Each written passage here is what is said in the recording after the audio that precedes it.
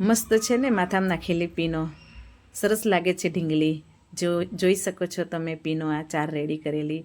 આ પીનો મેં ઘરે જ બનાવી છે અને કેવી રીતે બની છે એ આજે જોઈએ. આ કોટનનું કાપડ છે 4 ઇંચનું, એને આપણે કવર થાય ને એવી રીતે સીવી લેવાનું છે. પલટાવી દીધું. હવે એની અંદર આપણે પ્લાસ્ટિકનું કેન નાખવાનું છે.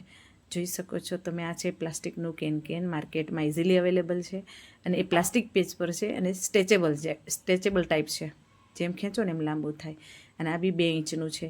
હવે આપણે જે કાપડ સીવ્યું છે ને એની અંદર આને નાખી દેવાનું છે. આ વળશે નહીં, કદાપી વળે નહીં, એટલું સરસ મટીરિયલ આવતું હોય છે. અંદર નાખી દીધા પછી સરખી સાઇઝમાં એને કવર કરી લીધું અને જે સાંધો છે ને કાપડનો એ અંદર રાખવાનો છે. જ્યારે આપણે પીનો બનાવીએ ને ત્યારે સાંધો અંદર રાખવાનો. હવે આના સરખા ભાગ કરી લેવાના. સરખા ભાગ કર્યા પછી આવી રીતે બંગડીની જેમ સીવી દેવાનું છે. એક ઉપર એક છેડો રાખી અને સરસ સીવી દેવાનું છે.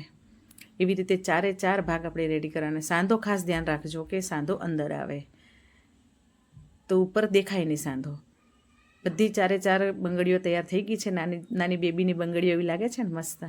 હવે આ બંગડીઓને આપણે સોય દોરાની મદદથી બરોબર વચ્ચેથી ફિટ ગાંઠ વાળીને વચ્ચેનો ભાગ સાંકડો કરવાનો છે.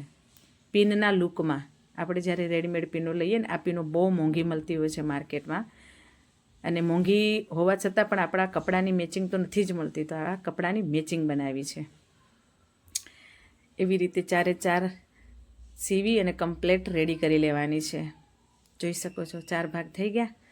આ પીનો છે ને મીશોમાં મળે છે, ઓનલાઈન ઘણી બધી દુકાનો પર મળે છે, ઓફલાઈન ઓનલાઈન. આ એક ગ્લુ છે જેની મદદથી આપણે હમણાં પિન રેડી કરશું. ને આ મોતી છે, મોતી વગર એનું લુક નહીં આવે, કાપડ જેવું દેખાશે.